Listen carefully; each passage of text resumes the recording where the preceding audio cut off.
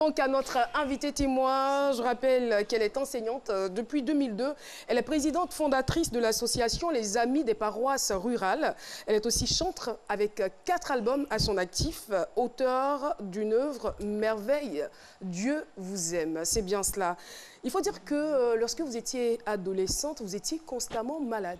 Et la situation ne s'est pas améliorée jusqu'à ce que vous ayez du travail. Oui. Donc 2 ans après que vous soyez enseignante, vous décidez de chercher de l'aide auprès de Dieu. Oui. Comment cela s'est manifesté, Florence? Alors, je voudrais d'abord féliciter toute l'équipe de ce midi pour tant de bonheur et de joie. Ah, je vous en prie. Voilà, que vous partagez au monde entier, tant d'espoir. Et je voudrais que le public ici présent... Voilà. Vous en faites partie aussi. Merci. Alors, pour revenir à mon histoire, je cherchais effectivement. Et en décembre 2004, je vais faire un vœu au Seigneur afin qu'il me fasse voir tous les blocages de ma vie. C'est-à-dire... Là, vous étiez vraiment désespérée. Voilà, désespérée. Et je lui ai promis une offrande mensuelle pendant 1 année afin qu'il me fasse voir les blocages de ma vie. Alors, il va mettre juste 3 mois. Et cela s'est passé le vendredi saint de l'année 2005 au cours du grand chemin de croix. Ça va se manifester par des troubles gastriques qui vont m'aliter. Et pendant des mois, je vais être admise pratiquement chaque semaine dans une clinique de la place où l'on n'espérait même pas que j'allais vivre, où même ma famille pleurait aux urgences. Voilà. Et moi, ce qui m'étonne un peu dans cette histoire, pourquoi vous ne demandez pas tout de suite à Dieu une solution pour sortir de ces problèmes, mais vous voulez voir, ça rime à quoi? Alors, je voudrais centrer un peu les choses. Dieu n'est pas un magicien. Il a besoin de notre participation pour nous sauver. Alors moi, je lui ai demandé... Quelqu'un dirait qu'il a tout accompli. Il a tout accompli, mais l'homme doit effectivement faire des efforts afin que Dieu accomplisse le miracle dans sa vie. Alors donc, passer cette étape de maladie, va commencer une autre, celle du combat spirituel, où je ne vois pas mes adversaires, mais eux, ils me voient. Et je vais être sujet à des attaques qui dépassent l'entendement humain. C'est-à-dire? Ça peut être un rêve. Je vois des personnes, des animaux féroces qui me poursuivent, ou des personnes qui tirent sur moi à bout portant. Alors ça peut être aussi à l'état de veille, cet état où on est en demi-ensommeillé, où on est conscient de ce qui se passe autour de soi. On ne peut pas bouger. Alors là, je vais sentir des mains invisibles serrer mon cou, comme pour m'étrangler. Ou même mes mâchoires se durcir, se resserrer, comme si j'allais perdre la vie. Et pire, ma moelle épinière se détacher de mon cerveau. Alors ça fait peur. Ça, c'est des choses que vous ressentiez ou... Je ressens les agissements de ces mains invisibles. Et même au niveau de la moelle épinière? Oui, je sens que ma moelle épinière se détache de mon cerveau. Voilà. Alors, j'ai commencé à avoir peur. Par moments, je me demandais, est-ce Florence qui vit? Est-ce que ce ne sont pas des cauchemars? J'étais prête à me réveiller pour croire que c'était un cauchemar. Or, c'était la vérité. Alors, avez-vous cherché à voir un psychologue? On ne sait jamais. Non, pas un psychologue. C'était assez alarmant. J'étais désespérée. Alors, n'en pouvant plus, j'ai demandé à Dieu de reprendre ma vie. C'est-à-dire? C'était tellement fort ces combats parce que c'était infernal. J'ai vécu cela pendant 5 ans. À tout instant de la journée, quel que soit le lieu ou l'heure, j'étais attaquée, ces formes d'attaque. Alors j'étais épuisée, exténuée. J'ai demandé à Dieu de reprendre ma vie. S'il ne l'a pas fait, il a ses raisons. Mais ça, c'est une sorte d'euthanasie quand même. Peut-être, bien sûr, je veux dire, alors, vous demandez la mort. J'étais vraiment fatiguée. Pour dire à quel point vous étiez désespérée. J'étais vraiment désespérée. Alors, comme si je n'avais pas confiance en lui, je vais me mettre maintenant à tourner en rond, à parcourir de communauté en communauté, d'homme de Dieu en homme de Dieu, à la recherche d'une solution miracle pour que ça quitte. Je le disais, oh, Dieu n'est pas un magicien. Il a besoin de notre participation. Et là, je vais fléchir les genoux et je dis, Seigneur Jésus, sur la croix... J'ai envie de dire, il a surtout besoin de notre foi. Sur la croix, tu étais seul, il n'y avait plus personne. Tu étais dans un face-à-face avec ton Père. Et moi, aujourd'hui, présentement, je suis face à face avec toi. Fais quelque chose. Avant d'aller plus loin, je veux savoir pourquoi, malgré tous vos efforts, puisque vous parliez d'efforts, pourquoi, malgré tous vos efforts, malgré le fait que vous fréquentiez des communautés, aucune solution n'était trouvée? Alors justement, par moment, Dieu veut nous utiliser pour libérer d'autres personnes. Et c'est ce qui se passe présentement. Il a mis tout ce temps pour que j'apprenne beaucoup de choses, que je sois endurante, persévérante, pour communiquer ce qu'il m'a appris aux autres. Donc la délivrance peut prendre assez de temps dans ce but-là. Alors ça dure 5 ans. Et pendant ce temps, vous êtes enseignante. Oui. C'est quoi les répercussions sur votre travail et sur votre vie au quotidien? Alors là, c'était vraiment très difficile et je crois que c'est là où intervient, lorsque la force humaine ne peut plus continuer, c'est là où Dieu intervient. Je ne sais pas comment est-ce que j'ai pu avoir la force nécessaire d'aller au cours, mais c'était difficile à tel point que j'ai arrêté le travail une année entière, avant de reprendre les forces parce que physiquement, je n'avais plus de force. Voilà. Et puis, je veux dire, vous aviez peut-être quelqu'un dans votre vie, tout cela. Alors là, voilà le problème, parce que dès que vous avez tous ces esprits autour de vous, vous pouvez avoir une relation, mais ça ne peut pas durer. Phil l'a dit tout à l'heure, ça ne peut pas durer. Ça peut faire 1 an, 2 ans, ils vont s'éloigner.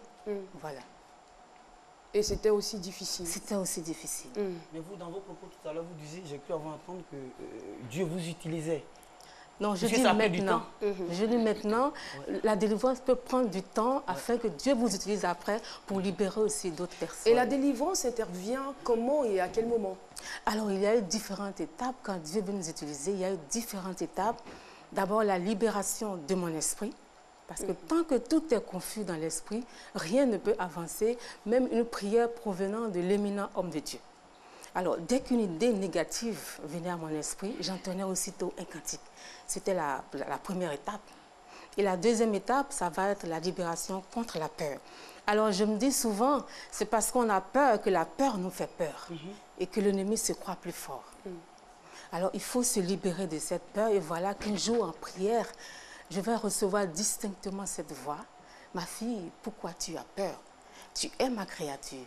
Ceux que tu prétends vouloir te tuer sont aussi mes créatures.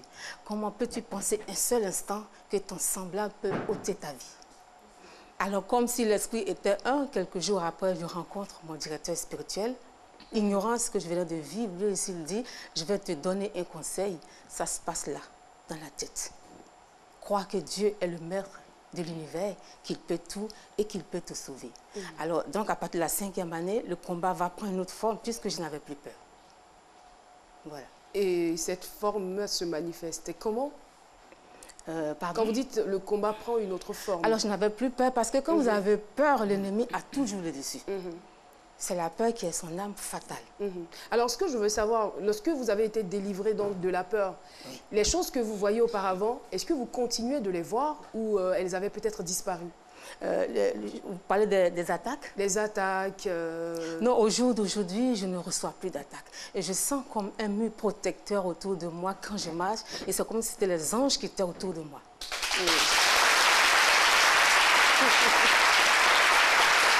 Mystère. Mystère d'un mystère, j'ai envie de dire. Et aujourd'hui, vous vous sentez bien? Libérée, libérée de tout, libérée de tout. Enfin, je suis libre, voilà.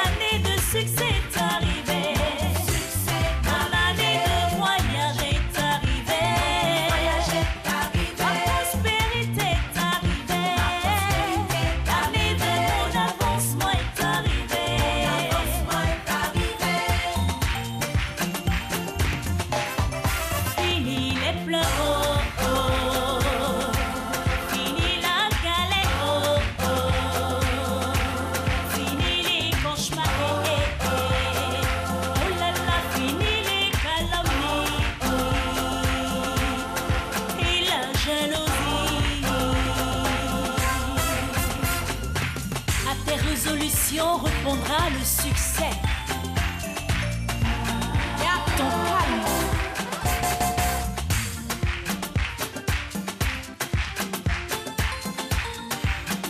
Mon succès est arrivé. Mon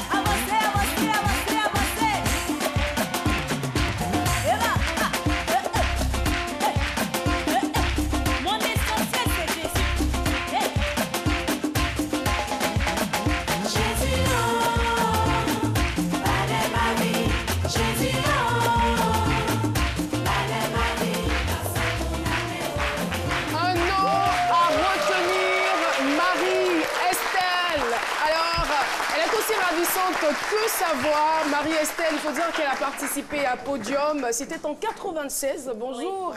Et bienvenue sur le plateau de C'est Midi. En 1998, vous avez reçu le prix de la meilleure voix féminine au concours Océan Culture. Bah, félicitations. Je voulais demander bien la symbolique du ballet. Wow. Qu'est-ce que vous voulez exprimer à travers ce ballet?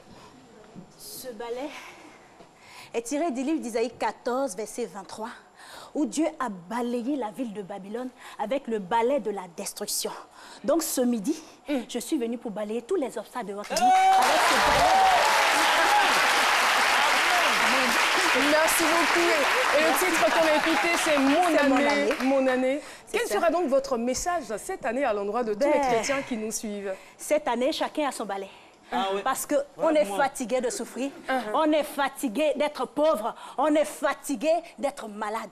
Donc le balai de la destruction, tiré du livre d'Isaïe 14, verset 23, et vous remontez au verset 22 jusqu'au verset 23, et vous priez avec le balai, vous balayez votre maison, vous balayez votre chambre, vous balayez votre vie. Tout cela au nom de Jésus. Merci beaucoup, merci d'être passé sur notre plateau. Qu'est-ce que vous pensez d'elle, la chanteuse Estelle? Comme elle l'a dit, nous sommes fatigués d'être malades, je suis d'avis avec elle, nous sommes fatigués de courir par-ci par-là, alors il faut tout balayer. Merci beaucoup. Merci. On l'applaudit très fort, on la raccompagne avec des ovations. Alors, balayer, c'est dans les deux sens, hein, spirituellement comme physiquement. Il faut balayer sa maison. Faut se débarrasser de tout ce qui est ordure.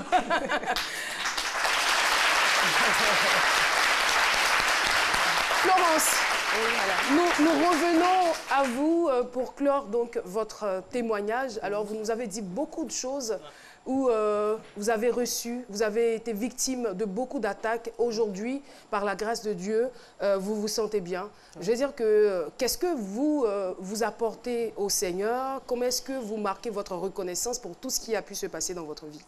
Alors, je suis sûre et convaincue que ma libération est passée par les actes de générosité. Alors, dans ce long désert, Dieu va m'inspirer la création d'une association, comme pour matérialiser ce vœu que j'avais fait en 2004, l'association Les Amis des paroisses rurales, où nous occupons de... L'objectif principal, c'est l'aide aux paroisses et aux prêtres qui sont dans les zones rurales, aide matérialisée par des dons en espèces et en nature. Ok, très bien. Merci beaucoup, Florence.